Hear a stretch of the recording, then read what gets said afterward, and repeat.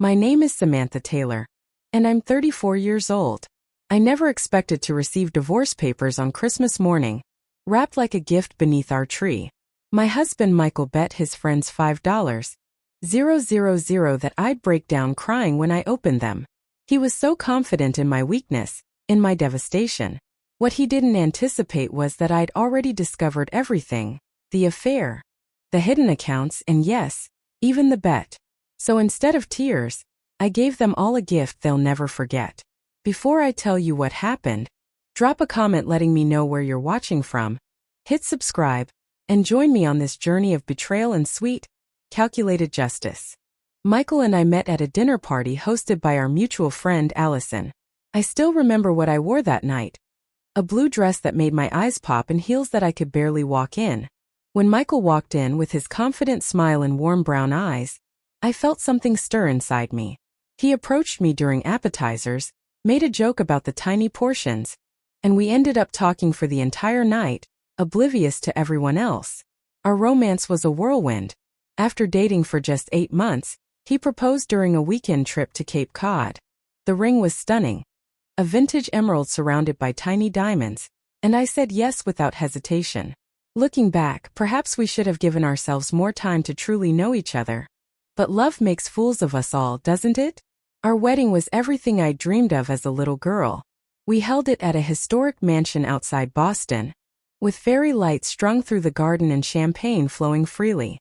I wore my mother's restored wedding dress, and Michael teared up when he saw me walking down the aisle. We invited 150 guests, and I remember feeling like I was floating through the day, drunk on happiness and possibility. My father gave a speech that made everyone cry, talking about how proud he was and how Michael better take good care of his little girl. If only he had known. After the honeymoon in Greece, we settled into married life with enthusiasm. We bought our first home together, a charming colonial with a large backyard in a suburb just outside the city. I spent weekends painting walls and scouring antique shops for the perfect pieces, creating a space that felt like us. Michael seemed just as invested, installing bookshelves and debating furniture choices with me late into the night. I was thriving in my career as a marketing executive at a healthcare company, and I supported Michael emotionally and financially as he finished law school. I'd pack him lunches with encouraging notes, proofread his papers, and quiz him before exams. I believed in him completely, and when he graduated with honors, I felt like his success was partly mine too. We were a team, or so I thought. The first 2 years of marriage were genuinely happy. We traveled when we could, hosted dinner parties for friends, and spent Sundays reading the newspaper in bed. We had inside jokes and dreams for the future that we whispered about late at night. I felt secure in a way I never had before. Then there were Michael's best friends, Jason and Kyle. They'd been a trio since college, and while they were perfectly polite to my face, I always sensed an undercurrent of resentment. They'd exchange looks when I spoke, or suddenly switch topics when I entered the room. Michael would dismiss my concerns, saying I was being paranoid, that they just needed time to adjust to him being married. Now I recognize the early warning signs I chose to ignore. Michael had subtle controlling behaviors, questioning my spending while freely using our joint account for expensive golf clubs, checking my location under the guise of making sure I was safe, making small comments about my weight or clothing choices that chipped away at my confidence. But these moments were interspersed with such genuine tenderness that I explained them away. The backyard became my sanctuary. I built a garden from nothing, researching plants, tilling the soil, installing irrigation. Michael had no interest in it, which made it fully mine. I would spend hours there, hands in the dirt, finding peace in the simple act of helping things grow. Sometimes I'd look up at our bedroom window and see Michael watching me, and I'd wave, feeling a connection across the distance. We had our share of disagreements, as all couples do. About finances, about whose family to visit for holidays, about household chores. But we always reached a compromise, or rather I compromised, believing that's what a good wife did. I didn't realize then how one-sided our conflict resolution truly was. Our first major argument came when the topic of children arose. Before marriage, Michael had enthusiastically talked about wanting 3 kids, even suggesting names. But a year and a half in, he suddenly declared he wasn't sure he wanted children at all. I was devastated. Having a family had always been part of my vision for my life. After days of tears and talks, we agreed to table the discussion, to work on strengthening our relationship before making such a life-changing decision. I convinced myself this was reasonable, mature even. For our first anniversary, Michael pulled out all the stops. A surprise weekend at a luxury hotel in Vermont, couples massages, a tasting menu at an exclusive restaurant. As we toasted with champagne, I pushed down the nagging feeling that something was off in the way he looked at me, the slight distance in his eyes even as he smiled. It would be another year before I understood what I was seeing. As our second anniversary approached, I began noticing changes in Michael that I couldn't ignore. No matter how hard I tried to maintain the image of our perfect marriage, everything seemed to change after Michael's promotion to junior partner at his corporate law firm. The hours grew longer. The text checking in became less frequent, and his excuses more elaborate. Big case, he'd say. Client emergency. Partners meeting ran late. First, I believed him without question. Law was demanding, and this partnership was what he'd worked so hard for. Date nights dwindled from weekly to monthly, then to nearly non-existent. Our conversations, once flowing and intimate, became surface-level exchanges about schedules and household logistics. When I pointed this out, Michael would blame exhaustion or stress, promising things would calm down soon. They never did. Desperate to reconnect, I planned special evenings at home. His favorite meals, candles, the works. I'd dress up, put on the perfume he'd given me for my birthday. Sometimes these efforts would result in a brief return of the man I married. He'd be attentive, affectionate, present. But by morning, the distance would return, like fog rolling back in after a momentary clearing. 6 months after his promotion, Michael mentioned a new colleague named Natalie, who had transferred from the firm's New York office. She was brilliant, he said. A rising star. They were working closely on a major merger. Her name began appearing in his stories from work with increasing frequency. I noticed his phone behaviors changing. He'd take calls in another room, position his screen away from me, and had added a passcode. One night, a text notification flashed across his screen. Can't wait to see you tomorrow. Same place. It was from Natalie. When I asked about it casually, he explained they had a lunch meeting with clients. His explanation was smooth, rehearsed almost. When I finally gathered the courage to voice my concerns, Michael's response was textbook gaslighting. You're being paranoid, Sam. This jealousy isn't attractive. Maybe you should talk to someone about your insecurities. He made me feel crazy for questioning him, while simultaneously being less and less available emotionally and physically. The confirmation that something was truly wrong came during a dinner party we hosted for several of Michael's colleagues. Natalie was there, tall, poised, with perfectly highlighted hair and an Ivy League confidence. I watched her all evening, noting how her eyes tracked Michael across the room, how they seemed to communicate without words. When their hands brushed as she passed him a drink, neither pulled away immediately. I felt sick but maintained my hostess smile. After that night, Michael's criticisms of me intensified. My cooking was too bland. My clothes were too casual. My career wasn't ambitious enough. Each comment was delivered with a smile, often disguised as helpful advice, but the cumulative effect was devastating. I began to question my own worth, wondering if he was right. Maybe I wasn't enough anymore. My neighbor Rachel became my lifeline during this time. We'd meet for coffee when Michael was working late, and I found myself looking forward to these conversations more than coming home.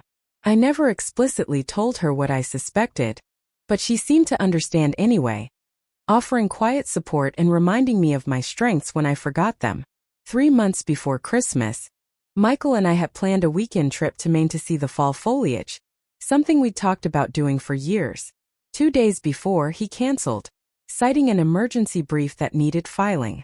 I offered to go along and explore on my own while he worked, but he dismissed this idea immediately, suggesting I didn't understand the demands of his job. The following week, while doing laundry, I found a receipt in his suit pocket for a woman's bracelet from Tiffany's, for $200. Our anniversary had passed months ago, and my birthday was still half a year away. When I casually mentioned finding it, he became defensive, then claimed it was a gift for his mother's upcoming birthday. I knew his mother preferred simple jewelry and had once called Tiffany's overpriced nonsense. My suspicions now fully aroused. I checked our credit card statements online, something I hadn't done in months since Michael had taken over managing our finances. There were charges for restaurants I'd never been to, hotel bars across town from his office, and a weekend charge at a spa resort 2 hours away during his supposed conference the previous month. I made the conscious decision not to confront him yet. Instead, I began really paying attention to patterns, inconsistencies, behaviors. I started keeping a journal documenting his late nights, excuses, and the mismatch between what he said and what I could verify. Part of me hoped I was wrong, that there was some explanation that would make sense of everything without destroying what we had built. Then came the night that removed all doubt. I was up late reading when Michael's phone rang in the kitchen where he'd left it charging. Thinking it might be important, I went to check. The caller ID showed Jason, but it was almost 1 a.m.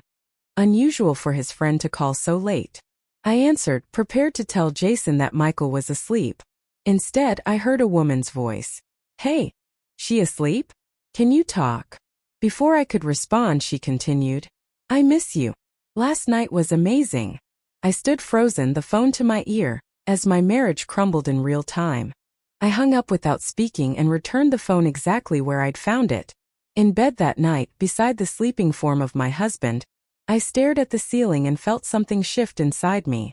The pain was there, massive and threatening to consume me, but alongside it was something else, a clarity I hadn't felt in months. I knew what I needed to do next.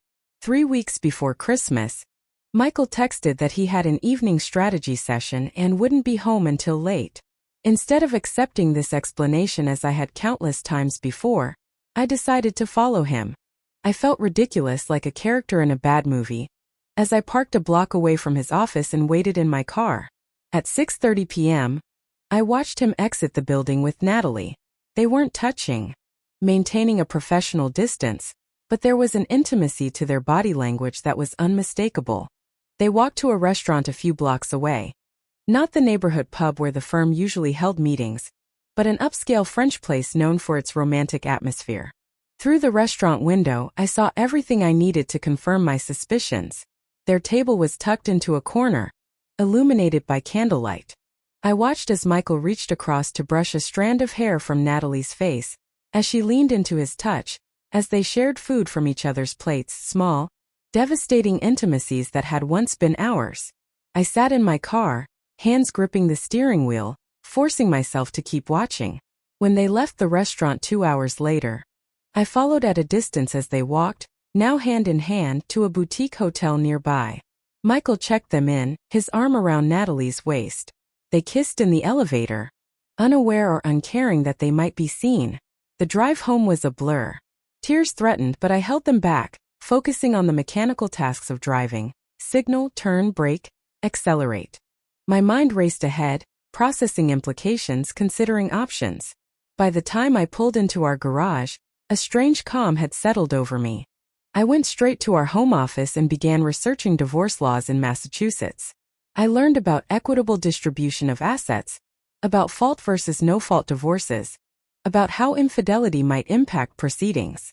I read forums where others shared their experiences, taking notes until my hand cramped and my eyes burned from the screen's glare. When I heard Michael's key in the lock at 1 a.m., I quickly cleared my browsing history and went to bed, pretending to be asleep. The next morning, while Michael showered, I did something I'd never thought I'd do. I checked his phone. His passcode wasn't hard to guess, our wedding date, ironically. What I found was worse than I'd imagined. Not just explicit exchanges with Natalie dating back nearly a year, but conversations with Jason and Kyle about me. "She still has no clue," Michael had written. "Sometimes I almost feel bad for her." "Don't," Jason replied. "You've outgrown her. It happens." I took screenshots, sending them to my email, my hands shaking with anger and humiliation. Then I found the messages that truly changed everything. The ones that transformed my pain into purpose. "I'm filing after the holidays," Michael had written to Jason 3 weeks earlier. "Thinking of dropping the bomb on Christmas. Poetic, right?" "Cold, bro," Kyle had responded. "She's going to lose it. Bet she cries right there under the tree," Michael wrote. You know how emotional she gets. $5,000 says she breaks down completely, Jason replied. Full sobbing, mascara everywhere, the works. Easy money, Michael had texted back with a laughing emoji. You guys should come over for breakfast to support me. Actually witness the meltdown. They had planned it all, the timing, the audience, the humiliation. The three of them would be there to watch me receive divorce papers on Christmas morning, betting on the magnitude of my pain like it was a sporting event. The casual cruelty of it staggered me. In that moment, something fundamental shifted inside me. The shock and grief that had been threatening to overwhelm me crystallized into something harder, clearer. I took a deep breath and deleted the message notifications from his phone, then set it down exactly as I'd found it. I looked at myself in the mirror as I heard the shower turn off.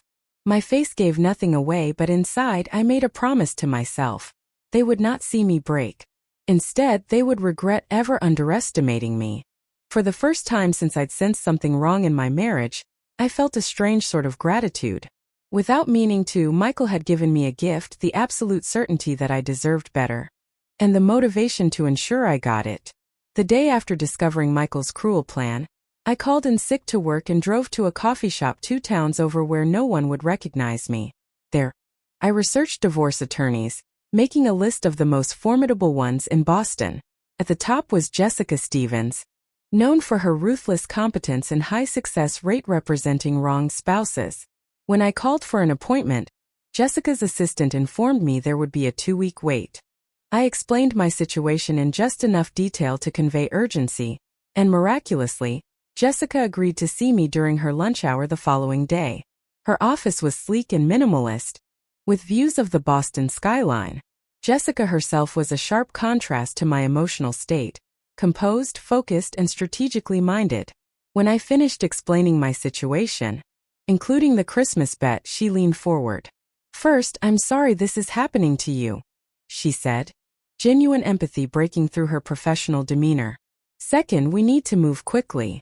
Men like your husband often try to control the narrative by consulting with multiple attorneys in town, creating conflicts of interest.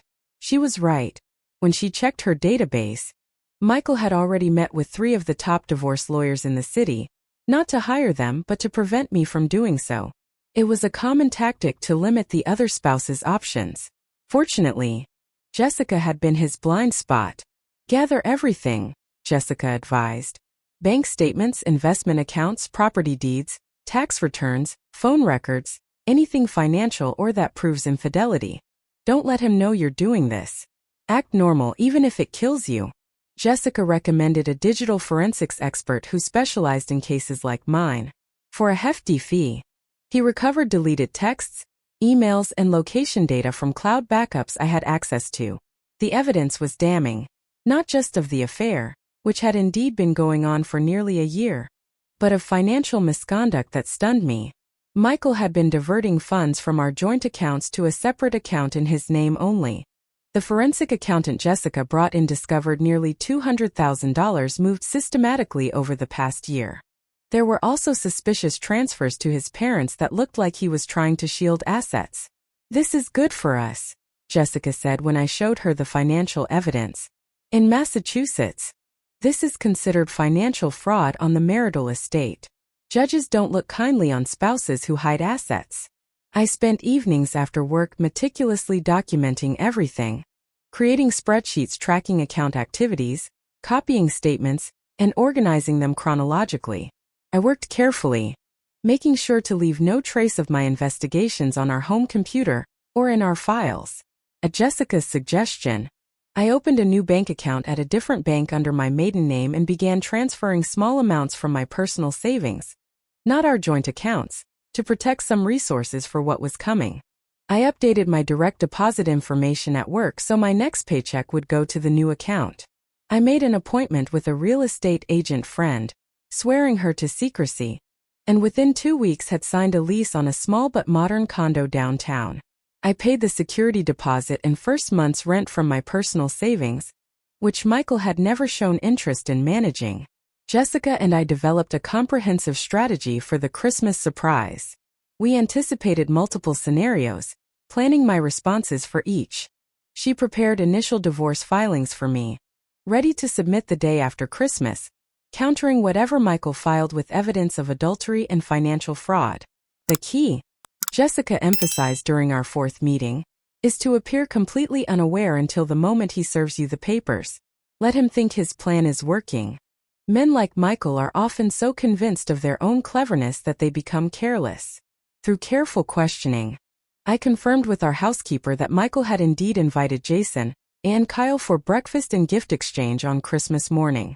All the pieces of his plan were falling into place, exactly as I'd overheard. I consulted with a therapist Jessica recommended, someone who specialized in helping clients through high-conflict divorces. Dear Marlene helped me develop coping mechanisms for maintaining my composure when the moment came, and for processing the complex grief and betrayal I was experiencing.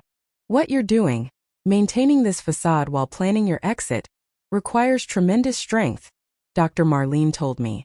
Make sure you're giving yourself private moments to feel everything you're suppressing during the day.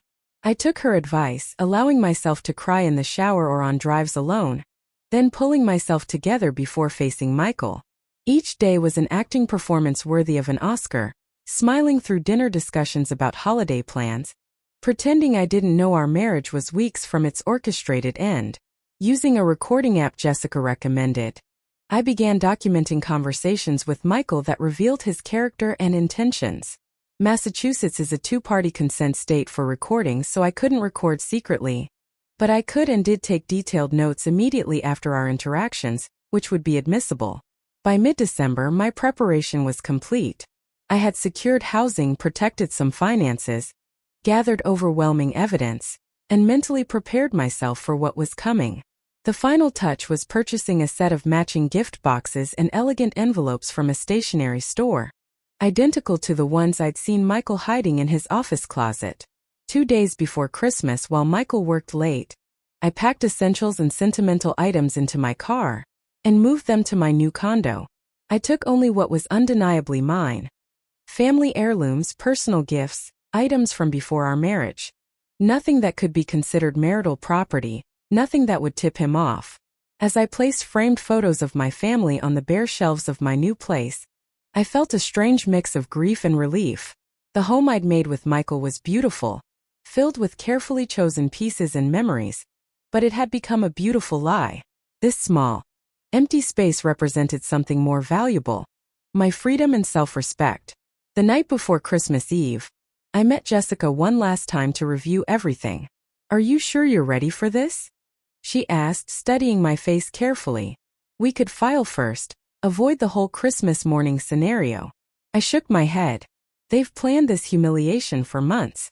I need to see it through, to face it on my terms." Jessica nodded, understanding in her eyes. "Then we're set. Remember, no matter what happens tomorrow and Christmas Day, you've already won. He just doesn't know it yet." I drove home feeling strangely peaceful. For weeks, I'd been living in two realities: the crumbling facade of my marriage and the secret foundation of my new beginning. Tomorrow, those worlds would collide, and only one would remain. Christmas Eve arrived with a fresh dusting of snow that made our neighborhood look like a holiday card. Michael was unusually attentive that day, helping me prepare for the intimate dinner I'd planned, complimenting the decorations I'd put up weeks earlier. His performance was almost convincing. If I hadn't known better, I might have thought we were having a relationship renaissance. "You seem different," he said as we chopped vegetables side by side in the kitchen. "More relaxed." I smiled, meeting his eyes. "It's Christmas. I'm trying to stay present, enjoy the moment." He nodded, a flicker of what might have been guilt crossing his face before he turned back to the cutting board. I wondered if any part of him regretted what he was about to do, or if he was simply nervous about executing his plan. I'd prepared beef Wellington, his favorite, with roasted vegetables and potato gratin. We ate by candlelight, soft Christmas music playing in the background. I'd selected a bottle of the Bordeaux we'd brought back from our second anniversary trip to France. The irony wasn't lost on me. "To us," Michael said, raising his glass. "And to the future." I clinked my glass against his, maintaining eye contact. "To getting exactly what we deserve." He took a long sip, perhaps to hide his reaction to my words. Throughout dinner, we reminisced about holidays past, our first Christmas together in our tiny apartment, the year we'd hosted both our families. I let myself enjoy these memories, separating them from the man sitting across from me now. They were still mine even if the marriage wasn't. After dinner, Michael suggested we open one gift each, another of our traditions. He selected a small, beautifully wrapped box from under the tree and handed it to me. Inside was a pair of sapphire earrings I'd admired months ago. The thoughtfulness of the gift, knowing what would follow tomorrow, was perhaps the cruelest part of his charade. "They're beautiful," I said truthfully, putting them on. "Thank you." I gave him a cashmere sweater I'd purchased back in October, when I still believed we might find our way back to each other. He tried it on immediately, admiring the fit. We sat together on the couch afterward, his arm around me, watching It's a Wonderful Life, as we did every Christmas Eve. I allowed myself to lean against him one last time, memorizing the feeling. As we prepared for bed, Michael checked his phone and frowned. "Everything okay?" I asked, applying my night cream at the vanity. "Yeah, just Jason confirming for tomorrow. They'll be here around 9. "That's nice," I said, meeting his eyes in the mirror. "It'll be good to see them." He held my gaze a beat too long before nodding. "Yeah, it will be." I lay awake most of the night, listening to Michael's steady breathing beside me. This would be our last night sharing a bed, our last night as husband and wife, though the marriage had been over for longer than he knew. I thought about the girl I'd been when we met, trusting, open-hearted, believing in forever. I didn't regret her optimism, only that she'd given it to someone who couldn't treasure it. Christmas morning dawned bright and cold. I rose early, showered, and dressed with care. Fitted jeans, a cream cashmere sweater, light makeup. I wanted to look composed, but not as though I'd made a special effort. I wore the sapphire earrings, a detail I knew would be noticed. In the kitchen, I prepared a breakfast casserole I could pop in the oven when the guests arrived, set out pastries from a local bakery, and brewed coffee. Michael came down as I was arranging fruit on a platter, wearing the sweater I'd given him and a nervous energy he couldn't quite disguise. "Merry Christmas," he said, kissing my cheek. His eyes scanned my face, perhaps looking for signs I somehow knew what was coming. "Merry Christmas," I replied, smiling naturally. "Coffee's fresh." The doorbell rang at 9 sharp. Michael went to answer it while I put the casserole in the oven. I heard male voices in the foyer, the exaggerated holiday greetings, the stomping of snow from boots. Taking a deep breath, I adjusted my earrings and went to greet our guests. Jason and Kyle stood in our living room, holding bottles of champagne and small gift bags. Both looked uncomfortable beneath their smiles, avoiding prolonged eye contact with me. "Merry Christmas, guys," I said warmly, accepting their awkward hugs. "Thanks for joining us this morning." "Wouldn't miss it," Jason said, a slight smirk playing at the corner of his mouth. Kyle at least had the decency to look somewhat ashamed. We moved to the dining room for breakfast, making forced conversation about holiday plans and the snowfall. The men exchanged glances throughout the meal, an undercurrent of anticipation running beneath the mundane discussion. I participated pleasantly, laughing at their jokes, refilling coffee cups, playing the perfect hostess while noting every silent communication between them. After breakfast, Michael suggested we move to the living room to exchange gifts. His voice had a slightly strained quality that the others might not have noticed. "Great idea," I said, collecting empty plates. "I'll just load these in the dishwasher and join you." In the kitchen, I took a moment alone, closing my eyes and centering myself the way Dr. Marlene had taught me. I touched the business card from Jessica that I tucked into my pocket for courage, then straightened my shoulders and went to join them. The 3 men were arranged around the Christmas tree with an almost theatrical quality to their positioning. Michael stood near the tree, while Jason and Kyle sat on the couch with clear sightlines to what was about to unfold. An expensive camera I hadn't noticed before sat on the side table, presumably to capture my breakdown for posterity. "Let's do this," Michael said with forced cheer, handing out small gifts to his friends first. They opened cologne and whiskey glasses, thanking him with exaggerated appreciation. Then Michael turned to me, reaching under the tree for a medium-sized box, wrapped in silver paper with a large bow. The performance had begun. "Save the best for last," he said. his voice unnaturally bright as he handed me the package. "Merry Christmas, Sam." I accepted it with a smile, feeling the weight of it in my hands. Taking my time, I carefully removed the bow and unwrapped the paper, maintaining a pleasant expression. Inside was a plain white box and within that a manila envelope. The room had gone completely silent. I could feel all three men watching me intently, waiting for the moment when I would understand what I was holding. Slowly, deliberately, I opened the envelope and removed the legal documents inside. I scanned the first page, taking in the formal language of divorce filings. Michael's name as petitioner. My name as respondent. The official end to 7 years of marriage reduced to cold legal terminology. The tension in the room was palpable as I looked up and met Michael's eyes. He was leaning forward slightly, anticipation written across his face. Jason and Kyle had shifted to the edges of their seats, barely containing their eagerness to witness my devastation.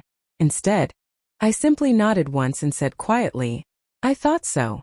Michael's expression faltered, confusion replacing his anticipation. This wasn't the script he'd expected. "That's it?" he asked, his voice betraying his disappointment. "You thought so?" I carefully returned the papers to their envelope, set it aside, and reached for my purse hanging on the nearby coat rack. From it, I withdrew 3 identical cream-colored envelopes tied with red ribbon. "Actually," I said, my voice steady, "I have something for each of you as well." I stood and approached them, handing each man an identical envelope. The weight of the moment pressed around us as they exchanged confused glances. "What's this?" Michael asked, turning the envelope over in his hands. "Open it," I suggested, my voice calm. "I think you'll find it illuminating." Michael was the first to untie the ribbon, his brow furrowed.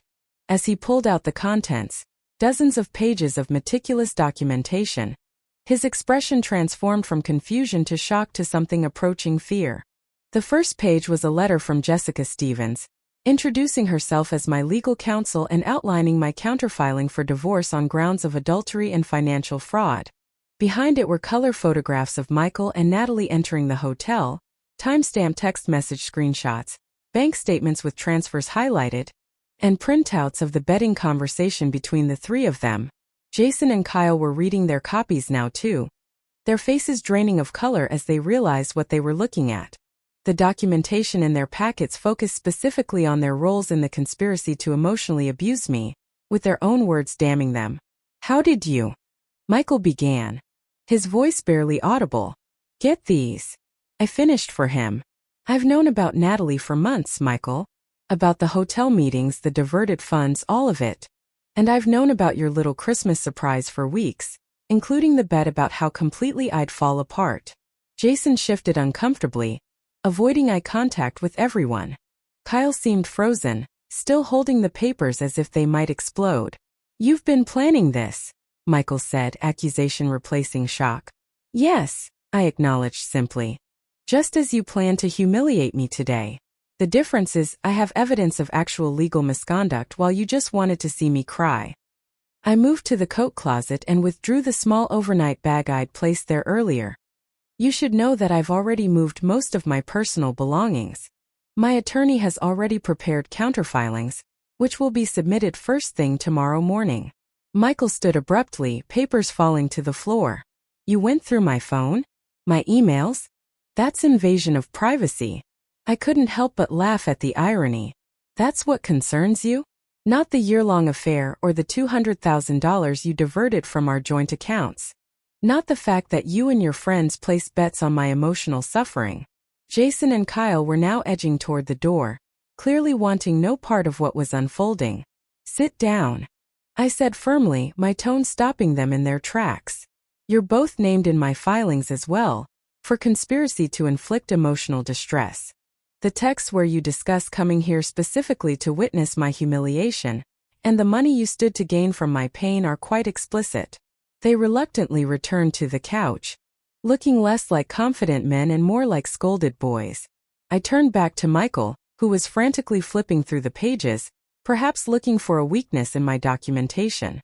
"You won't find any mistakes," I told him. "Jessica is very thorough. So was the forensic accountant who traced all those transfers to your private account." And to your parents, I added, watching his face fall as he realized even that deception had been uncovered. Sam, we can talk about this, Michael attempted, his voice taking on the cajoling tone he used when trying to get his way. This is between us, we don't need lawyers. There is no us anymore, I replied steadily. There hasn't been since you decided I was something to discard when convenient. The time for talking was before Natalie, before the hidden accounts, certainly before this. I gestured to the divorce papers he'd given me. As for needing lawyers, I continued, I think we're well past that point. Jessica has already been in touch with the firm's HR department regarding your relationship with the subordinate. Apparently, that violates several ethics policies. Michael's face went from pale to flushed with anger. You had no right. I had every right. I cut him off, my composure intact but my voice harder now. You violated your fiduciary duty as my spouse by diverting marital assets. You conspired to inflict emotional distress. You committed adultery. Each page in that packet represents a choice you made. Michael, all I did was document them. Jason finally spoke up, his voice strained. Look, Sam. The bet thing was just guys being stupid. We didn't mean. Save it, I interrupted. Your text messages speak for themselves. $5,000 says she breaks down completely. Full sobbing, mascara everywhere, the works. Those were your exact words, Jason. And you, I turned to Kyle. Suggested filming it to preserve the moment. What kind of men find entertainment in a woman's pain? Kyle at least had the grace to look ashamed. It was just talk, he mumbled. No.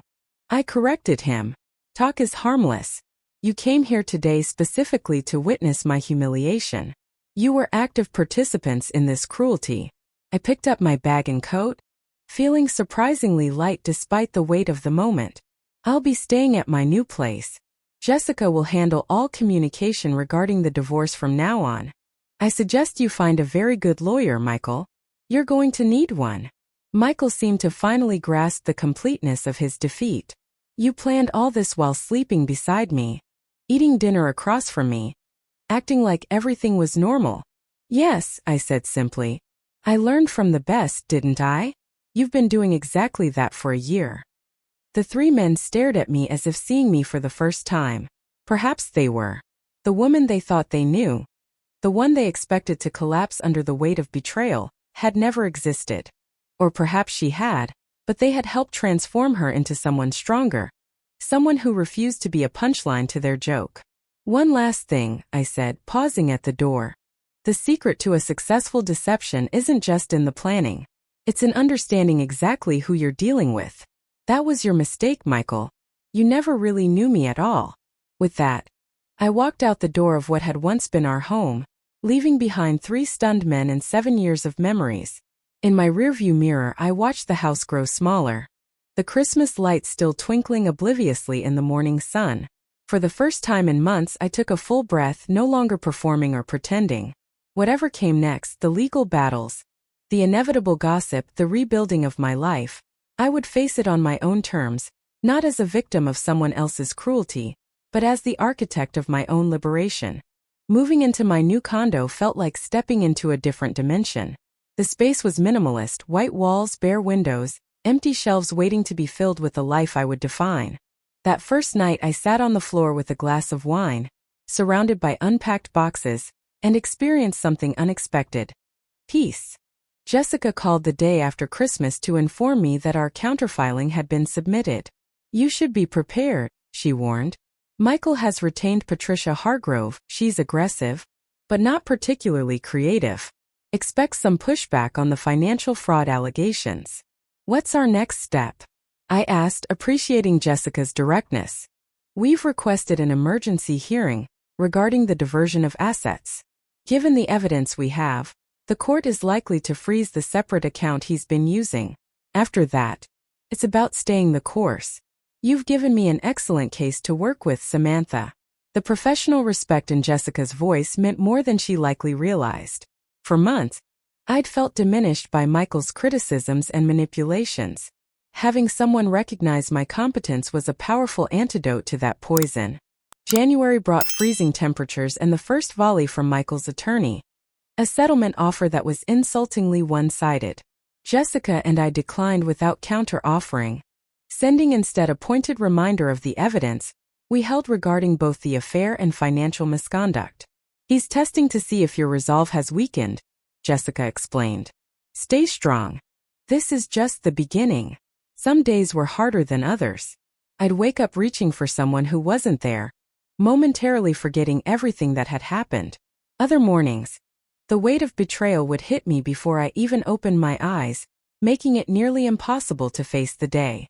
During those dark moments, I relied on the support system I'd carefully built. Rachel proved to be a true friend, bringing dinner unannounced when I'd been holed up working for days, forcing me out for walks when Boston's weather permitted. The way he'd talk down to you sometimes when he thought no one was paying attention. But you seemed happy, so I kept my mouth shut. I was happy, I acknowledged. Until I wasn't. That's the hardest part to reconcile, that some of it was real. Therapy with Dr. Marlene became my sanctuary. Unlike friends who wanted to condemn Michael to make me feel better, she created space for the complexity of my emotions. It's possible to be furious at someone's betrayal and still grieve the loss of the relationship, she assured me. Those feelings can coexist. Acknowledging the grief doesn't invalidate your anger or your decision to leave. February brought an unexpected twist. Michael's mother, Eleanor, reached out to me directly. I hesitated before agreeing to meet her for coffee, unsure of her intentions. Eleanor had always been kind to me, if somewhat reserved. When we sat across from each other at a quiet cafe, I was surprised to see tears in her eyes. I want you to know that we don't condone what Michael did, she said firmly. His father and I raised him better than that. She explained that Michael had told them a sanitized version of our split, but Jason's mother, a longtime family friend, had revealed the truth about the Christmas morning setup. I was disgusted. Eleanor said plainly, to plan such cruelty, to invite an audience for it. I didn't raise my son to treat anyone that way, let alone his wife. Her words helped heal something in me I hadn't realized was still raw, the fear that perhaps I had been overreacting, that maybe the bet wasn't as callous as it had felt. Having his own mother validate my feelings was unexpectedly powerful. By March, word of our divorce had spread through our social circle. Some mutual friends awkwardly tried to remain neutral, while others chose sides. I was surprised by who stood by me. Michael's colleague Tom, who apparently had witnessed his behavior with Natalie and been troubled by it. My former mother-in-law. Even Kyle, who reached out with a genuine apology for his role in the Christmas morning plan. I should have said something when he first suggested it, Kyle admitted during an uncomfortable phone call. I knew it was wrong, but I went along with it anyway. I'm truly sorry, Sam. His apology didn't erase what happened, but it helped me understand that people were complex, capable of both cruelty and redemption. In April, I received a promotion at work that I'd been pursuing for months. The project I'd led had exceeded expectations, and the recognition felt like validation that I was more than the broken marriage that had consumed so much of my energy. I celebrated by buying plants for my balcony, the beginning of a new garden for my new life. As spring turned to summer, the legal proceedings continued their slow crawl. Michael fought every step, particularly regarding the financial settlements, but his position weakened significantly when the forensic accountant Jessica had hired provided testimony about the pattern of diverted funds. The judge, an older woman with shrewd eyes and little patience for deception, ruled largely in my favor. The financial settlement wasn't about vengeance. I didn't want to destroy Michael, only to receive what was fairly mine. When the final numbers were presented, I felt relief rather than triumph. 1 year after that fateful Christmas, I found myself unexpectedly face to face with Michael at a restaurant downtown. I was having dinner with colleagues when he walked in with a group of men I didn't recognize. Our eyes met across the room, and after a moment's hesitation, he approached my table. "Sam," he said, nodding awkwardly. "You look well." "Thank you," I replied, noticing that he didn't, in fact, look particularly well. There was a weariness to him that hadn't been there before. "I've been wanting to tell you," he said, lowering his voice, "that I regret how things ended. Not just the Christmas thing. All of it." I studied him, searching for the manipulation that had once been so familiar. but found only what appeared to be genuine remorse. Whether it was regret for hurting me or simply for getting caught, I couldn't say. Perhaps it didn't matter anymore. I appreciate you saying that, I said finally. I hope you find what you're looking for, Michael. He nodded, seeming to understand that this wasn't forgiveness, merely acknowledgement. As he walked back to his table, I realized I felt nothing, no anger, no longing, no regret. Just a peaceful indifference that told me I had truly moved on. That evening I stood on my balcony, tending to the thriving container garden I'd created. My hands in the soil, I reflected on the journey of the past year. The pain had been real and devastating, but it hadn't destroyed me. Instead, it had revealed a strength I hadn't known I possessed. The lessons I learned through betrayal and recovery were profound. Trust your instincts when something feels wrong. Your worth isn't determined by someone else's ability to recognize it. Sometimes the greatest act of self-love is walking away. And perhaps most importantly, you are always stronger than you believe. Life isn't about avoiding pain or betrayal. It's about how you respond when they find you. My response hadn't been perfect. There were days of rage and despair, moments when I questioned everything. The chapter that's written entirely by you. Thank you for joining me on this journey. If my story resonated with you, please like this video and subscribe to the channel for more stories of resilience and renewal. I'd love to hear in the comments about a time when you discovered your own strength through adversity. What helped you get through it? What wisdom did you gain? Let's build a community of support for each other. Because while our paths may be different, the courage it takes to walk them is the same. Until next time, remember, sometimes the greatest gifts come disguised as our worst nightmares. It's up to us to unwrap them and discover the strength waiting inside.